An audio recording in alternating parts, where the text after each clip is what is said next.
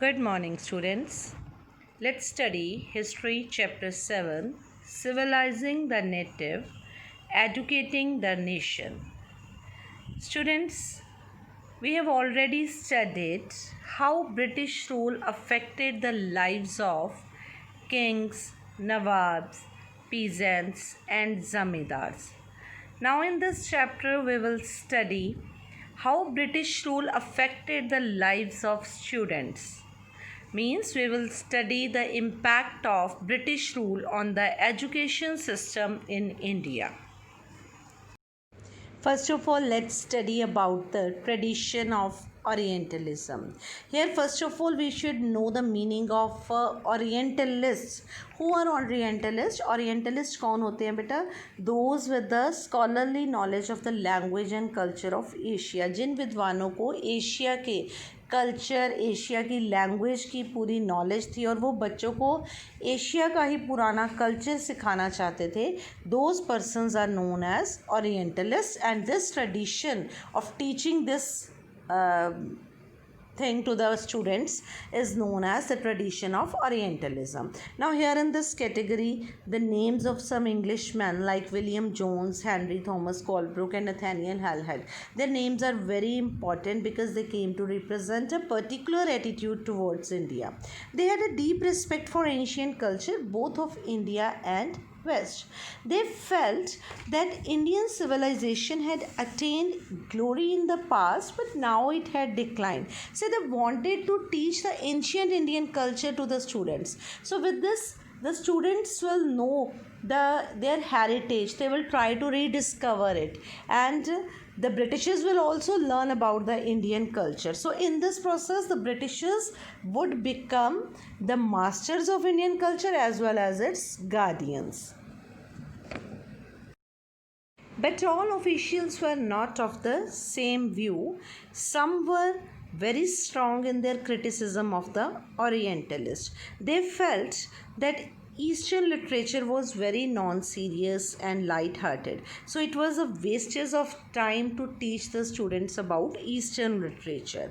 So in this field, the name of James Mill is very important. He was a great critique of Orientalists. He said that the British effort should not be to teach what the natives wanted or what they respected. Rather, the aim of education should be to teach what was useful and practical. So he wanted that Indians should be made familiar with the scientific and technical advancements that the Western countries had made rather than with the poetry and sacred literature of the Orient. So James Mill का क्या कहना था कि बच्चों को क्या सिखाना चाहिए इंडिया के स्टूडेंट्स को जो वेस्टर्न कंट्रीज़ ने साइंस और टेक्नोलॉजी के फील्ड में इतनी एडवांसमेंट्स की हैं, इतनी डेवलपमेंट की है, वो बच्चों को सिखानी चाहिए, ना कि यहाँ का ही पुराना कल्चर, पुरानी बुक्स जो है वही पढ़ाते रहें. Another strong critique of Orientalism was Thomas Babington Macaulay. Macaulay saw India as an uncivilized country that needed to be civilized.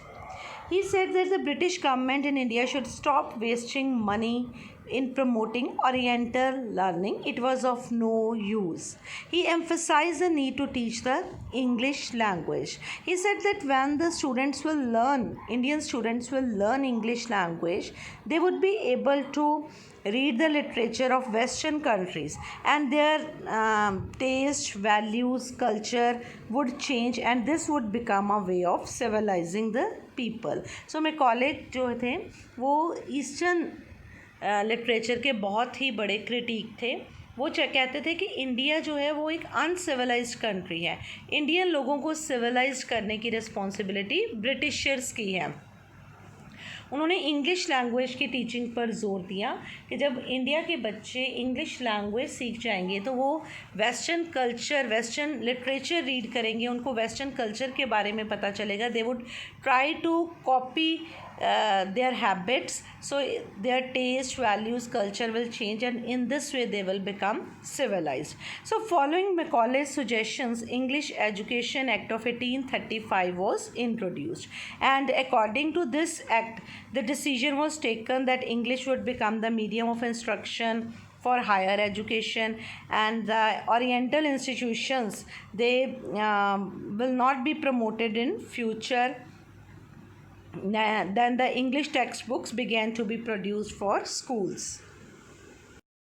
Then in 1854, an educational dispatch was sent to India that is known as Wood's Dispatch, as it was issued by Charles Wood. He was the president of the Board of Control of Company. So on his name, it came to be known as Wood's Dispatch. Now, this Wood's Dispatch also emphasized upon the European learning, that Indian students must be provided European teaching. So now, following the suggestions of Wood's Dispatch, several measures were introduced by the British in the educational system of India. First was, educational departments of the government were set up to extend control over all matters regarding education. Education के सारे matters पर government का control establish करने के लिए government के education departments establish किए गए, शुरू किए गए. Steps were also taken to establish a system of university education. Then attempts were also made to bring about changes within the system of school education. School education के system को change करने के लिए भी बहुत सारे attempts किए गए. So that is the suggestions of Wood's Dispatch.